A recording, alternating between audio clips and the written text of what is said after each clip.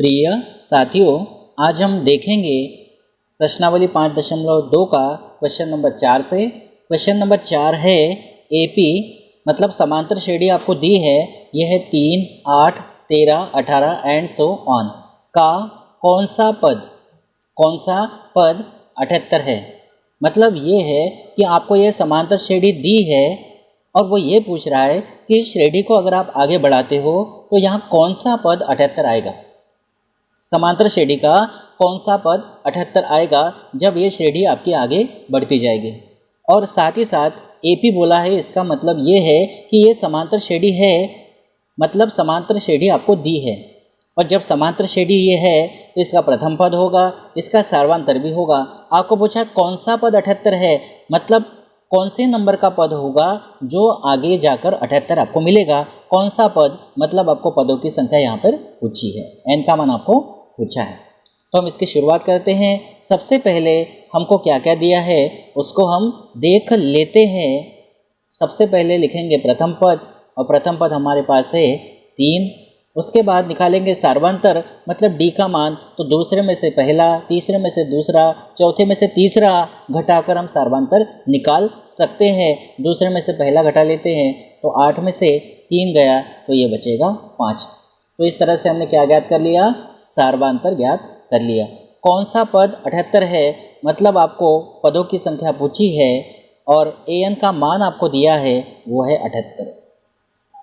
कौन सा पद 78 है, मतलब पद आपको दे दिया, पद का मान आपको दे दिया है, और कौन सा पद मतलब पदों की संख्या आपको ज्ञात करना है। इस तरह से इसको समझना है।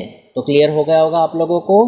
प्रथम पद हमारे पास 3 है, डी का मान हमने निकाला, दूसरे में से पहला पद घटाकर कौन सा पद, एन का मान पूछा है 78 है, मतलब पद का मान यहाँ पे दिया है 78। मैंने आपको क्लियर किया था कि एन ये जो है ये पद का मान होता है। तो हम फार्मूला लगाएंगे, इसीलिए एन बराबर A plus N minus 1 into D, ये फार्मूला है। एन का मान रखेंगे 78 बराबर ए का मान है 3 प्लस एन का मान ज्ञात करना है -1 इंटू डी का मान हमारे पास है 5। इसको हल करेंगे, 3 का पक्षांतरण करेंगे, ये होगा 78 माइनस 3 बराबर एन माइनस 1 इंटू 5। तो यहाँ पर घटाएंगे तो ये आ जाएगा 75 बराबर n माइनस 1 इंटू 5। 5 गुणा में है, ये जाएगा बटे में, ये हो जाएगा 75/5 बराबर n माइनस 1। तो भाग देंगे 5 एकम 5, 5 एकम 5 और 5 पंचे 25। तो यहाँ इस तरह से आपको मिलेगा 15 बराबर n माइनस 1। इसको आगे बढ़ाते हैं, 1 का पक्षांतरण करेंगे तो ये होगा 15 प्लस 1 बराबर यह आएगा n। तो 15 और 1 हो जाएगा 16 बराबर n, या n का जो मान आ गया यह आ गया 16। तो क्वेश्चन में पूछा था कि कौन सा पद 78 है, तो हम लिख सकते हैं कि 16वां जो पद है ये है 78। मतलब ये पहला पद, दूसरा पद, तीसरा पद, चौथा पद, ऐसे जाते जाते आप 16वें पद पे जाएंगे तो आपको 78 मिल जाएगा। तो इस तरह से इसका आंसर आ गया 16वां पद। अब अगला क्वेश्चन है क्वेश्चन नंबर 5। निम्नलिखित समांतर श्रेणियों में से, इसका मतलब ये है कि आपको समांतर श्रेणी ये दी है, प्रत्येक श्रेणी में कितने पद है। देखिए कितने पद है, कितने पद है, इसका मतलब ही यही है कि आपको पदों की संख्या पूछा है। और समांतर श्रेणी बोला है, इसका मतलब ये है कि ये समांतर श्रेणी में है, मतलब प्रथम पद 7 है और दूसरे में से पहला या तीसरे में से दूसरा घटाकर आप डी का मान ज्ञात कर सकते हैं। और एन का मान 205 दिया है। कितने पद मतलब पदों की संख्या पूछी है। अब इसको लिखते हैं, हम लिखेंगे दिया है प्रथम पद हमारे पास ये है 7, डी का मान अगर अपने को ज्ञात करना है तो दूसरे में से पहला घटाते हैं, 13 माइनस 7 तो ये आ जाएगा 6। साथ ही साथ आपको एन का मान दिया है 205 और पदों की संख्या पूछी है, मतलब एन का मान आपको ज्ञात करना है। तो सिंपली सूत्र हमको लगाना है, इसीलिए एन बराबर A plus N minus 1 into D. N का मान हमारे पास 205 है बराबर ए का मान 7 है प्लस एन का मान ज्ञात करना है -1 इंटू डी का मान हमारे पास 6 है। 205 7 का पक्षांतरण करेंगे -7 बराबर n -1 इंटू 6। यहाँ घटाएंगे तो ये आ जाएगा, कितना आएगा, 195 आएगा। ये आप घटाएंगे तो 195 मिलेगा बराबर n -1 इंटू 6। अब यहाँ पे जो 6 है ये गुणा में है तो ये जाएगा बटे में, तो हम इसको लिखेंगे 195 और इसके बटे में आएगा ये 6 बराबर n -1। गुणा में था तो बटे में आ गया है, भाग देंगे 6 एकम 6, 6 तिया 18, यहाँ आएगा 198, यहाँ पर भी आएगा 198, थोड़ी मिस्टेक हो गई, 6 तिया 18 और यहाँ पर एक बचेगा, फिर आएगा 6 तिया 18। यहाँ थोड़ा ध्यान से आप इसको देख लेंगे, मैंने घटाने में गड़बड़ कर दी थी। तो इस तरह से आ जाएगा 33 बराबर n -1। अब एक का पक्षांतरण करेंगे तो यहाँ होगा 33, -1 का हो जाएगा +1 बराबर n, 33 और 1 हो जाएगा 34 बराबर n, या हम इसको लिख सकते हैं n बराबर 34। इसका मतलब ये है कि पदों की संख्या 34 आई है। इसका मतलब ये समझेंगे कि ये पहला पद है, दूसरा है, तीसरा है, ऐसे करते करते ये 34वां पद आपका होगा। मतलब कुल इसमें कितने पद होंगे, 34 होंगे, और ये 34वां पद होगा आपका 205। इस तरह से आपको समझना है, क्योंकि पदों की संख्या 34 आई है, मतलब इस समांतर श्रेणी में जो हमको दी है उसमें 34 पद होंगे। अब हम करते हैं सेकेंड, इसको भी वैसे ही हल करना है। तो इसमें देखते हैं कितने पद है। तो सबसे पहले हम लिखेंगे, दिया है ए का मान हमारे पास है 18, डी का मान निकालते हैं तो दूसरे पद में से पहला पद घटाते हैं, 15 सही 1/2 में से घटाना है 18, इसको हल करेंगे तो 15 दूनी 30 और 1 31, 31/2 -18 को हम लिख सकते हैं 18/1। एलसीएम आएगा 2, तिर्यक गुणा करेंगे तो 31 आएगा और -18 दूनी 36, तो बराबर यह आ जाएगा -5/2। ये हो गया आपका डी का मान। उसी प्रकार यहाँ पर एन का मान आपको ज्ञात करना है और ए एन का मान आपको दिया है -47। फार्मूला लगाएंगे सिंपल तरीके से, ए एन बराबर A plus n -1 into D. A N का मान हमारे पास -47 है बराबर ए प्रथम पद है 18 प्लस n का मान ज्ञात करना है, पदों की संख्या, और d का मान हमारे पास है -5/2, इसको रखते हैं कोष्टक में। 18 इधर लेके जाएंगे तो ये होगा -47 -18 बराबर n -1 इंटू -5/2। इसको हल करते हैं, जोड़ लेते हैं, दोनों को समान चिन्ह वाले जुड़ते हैं तो ये हो जाएगा 8 और 7 15 के 5, हासिल का 1, और ये हो जाएगा 6, और दोनों के चिन्ह जो है माइनस है तो यहाँ पे आएगा माइनस बराबर। अब ये माइनस है, आप इस माइनस को सामने लिख सकते हैं तो क्या बचेगा, n -1 इंटू 5/2। ये जो माइनस चिन्ह है इसको आप सामने लिख सकते हैं और माइनस से माइनस कैंसिल हो जाएगा, तो यहाँ बचेगा 65 बराबर n -1 इंटू 5/2। अब 5/2 है, ये इधर जाएगा तो 2/5 हो जाएगा, तो यहाँ आएगा 65 गुणा 2/5 बराबर n -1। ये गुणा में है तो 5 गुणा में है तो बटे में चले गए, 2 भाग में है तो गुणा में चले गए, या 5/2 को उल्टा कर देंगे तो 2/5 होगा। भाग काटेंगे 5 एकम 5, 5 एकम 5, 5 तिया 15, यहाँ बचेगा 13 दूनी 26, 13 दूनी 26 बराबर n -1। एक का पक्षांतरण करेंगे, 26 + 1 बराबर n, ये हो जाएगा 27 बराबर n, या n बराबर 27। इसका मतलब ये है कि हमको जो समांतर श्रेणी दी है इसमें 27 पद होंगे, पहला, दूसरा, तीसरा, और ये होगा 27वां पद, और इसमें जो बीच में छूट गए हैं उन सबको मिलाकर यहाँ कुल होंगे 27 पद, यानी पदों की संख्या 27 होंगी। तो ये आपका आ गया पदों की संख्या 27। अब पूछा है क्वेश्चन नंबर 6, क्या AP ये है समांतर श्रेणी 11, 8, 5, 2 एंड सो ऑन का एक पद -150 है क्या, और है तो क्यों है, और नहीं है तो क्यों नहीं है। बहुत ध्यान से समझेंगे। AP आपको दी है, वो ये बोल रहा है कि इस श्रेणी को जब आप आगे बढ़ाते जाओगे तो क्या आपको -150 मिलेगा, देना है। तो क्वेश्चन को बहुत ध्यान से आप समझ गए होंगे। ये आपको AP दी गई है 11, 8, 5, 2। वो ये पूछ रहा है कि अगर इस श्रेणी को आगे बढ़ाते हैं तो इसका आगे पद -150 मिलेगा। आगे पद का मतलब पद का जो मान है AN जो जिसको हम कहते हैं वो -150 है क्या, ये पूछा है। और जैसा कि मैंने आपको कहा, अगर है तो क्यों है और नहीं है तो क्यों नहीं है, ये हमको इसमें बताना है। तो हल करते हैं इसको। सबसे पहले हम लिखेंगे दिया है, प्रथम पद हमारे पास है, प्रथम पद A का मान दिया है 11। साथ में हम D निकाल लेते हैं। D निकालने के लिए दूसरे में से पहला या तीसरे में से दूसरा या चौथे में से तीसरा घटाते हैं, तो हम दूसरे पद में से पहला पद घटा लेते हैं, यह आ जाएगा -3। 11 में से 8 गया 3 और 11 का चिन्ह माइनस आएगा। उसी प्रकार से यहाँ पर आपको n का मान ज्ञात करना है और an का मान दिया है -150।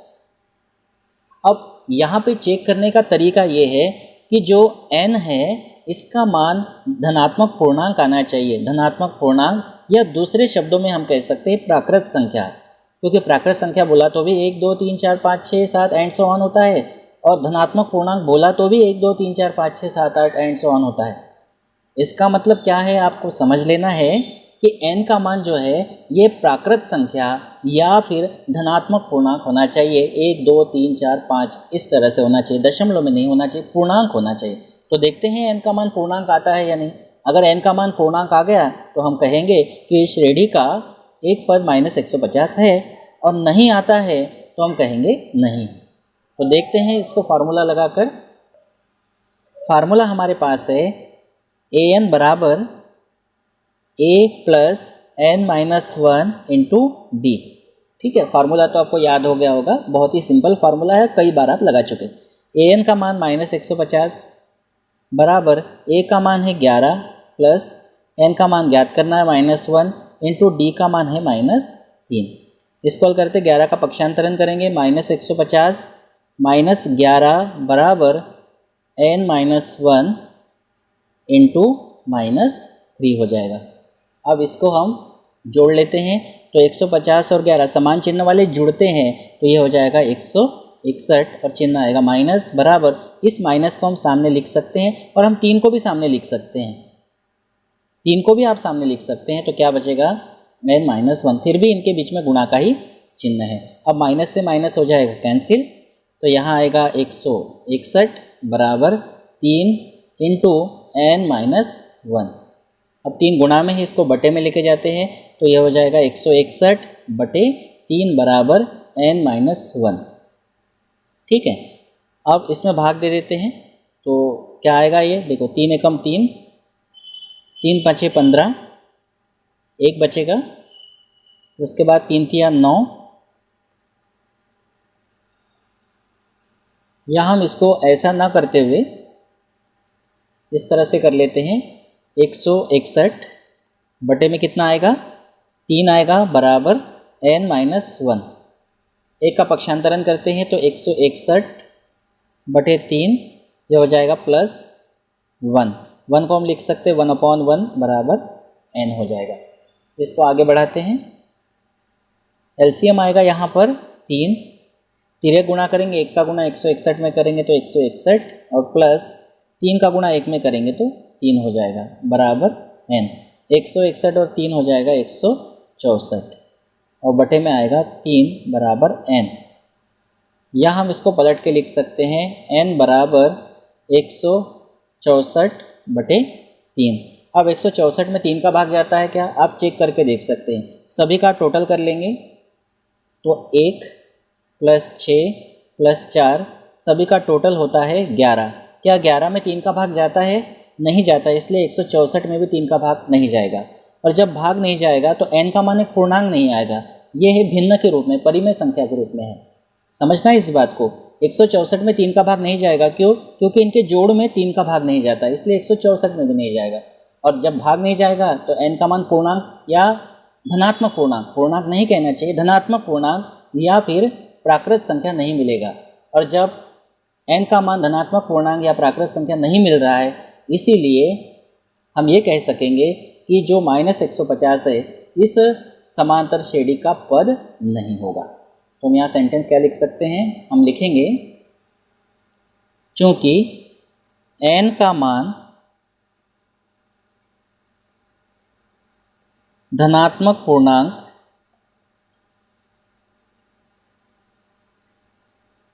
या इसी को आप क्या लिख सकते हैं, धनात्मक पूर्णांक को आप लिख सकते हैं प्राकृत संख्या। दोनों शब्दों का मतलब एक ही होगा, प्राकृत संख्या नहीं है, इसीलिए AP जो आपको दी है 11, 8, 5, 2, एंड सो ऑन का एक पद -150 नहीं है। कारण आपको बता दिया, ध्यान रखना है बहुत ही अच्छे से। अब हम देखते हैं इसी के जैसा उदाहरण 6, बिल्कुल सेम टू सेम है, जैसा अभी हमने क्वेश्चन नंबर 6 किया वैसी है, तो इसको भी हम करते हैं। लिखते हैं, दिया है A का मान हमारे पास है 5, D का मान हम ज्ञात करेंगे 11 - 5 बराबर 6, AN का मान आपको दिया है 301 और N का मान आपको ज्ञात करना है। बोल रहा है कि जो संख्याओं की सूची दी है मतलब समांतर श्रेणी है, क्योंकि श्रेणी मतलब संख्याओं की एक सूची है। तो ये जो है इसका कोई पद 301 है क्या, मतलब आगे इसको बढ़ाऊंगे तो कहीं 301 मिलेगा क्या? ठीक है, इसको भी देखना है, जैसे हमने अभी किया क्वेश्चन नंबर 6, ठीक उसी के जैसा है। फार्मूला लगाते हैं, इसीलिए AN बराबर A + n-1 into D। AN का मान रखेंगे 301 बराबर A का मान 5 + n-1 इंटू D का मान है 6। 5 का पक्षांतरण करेंगे, 301 - 5 बराबर n-1 इंटू 6। तो यहाँ घटाएंगे तो ये आ जाएगा 296 बराबर n-1 इंटू 6। 296 6 गुणा में है, इसको बटे में लेके जाएंगे बराबर n-1। अब 6 का भाग जाता है क्या, तो 6 चौक 24 और बचेंगे 5, 6 9 54 नहीं जाएगा, तो यहाँ हम 2 का भाग दे देते हैं। 2 एकम 2, 2 चौक 8, 1 बचेगा, 2 8 16, यहाँ 2 का भाग देंगे, 2 तिया 6। हमारे पास बचा 148/3 और -1 इधर लेकर आएंगे तो +1 होगा, 1 को हम लिख सकते हैं 1/1 बराबर n। एलसीएम आएगा 3, 1 का तिर्यक गुणा 148 में करेंगे प्लस 3 का गुणा 1 में करेंगे तो 3 होगा बराबर n। तो 148 और 3 हो जाएगा 151/3 बराबर n। या हम इसको पलट के लिख सकते हैं n बराबर 151/3। अब 151 में 3 का भाग जाता है कि देखते हैं, तो 1 5 और 1 को जोड़ लेते हैं। ये 3 के भाग देने का नियम है कि सभी संख्याओं को जोड़ लेना है, 1 और 5 6 और 1 7।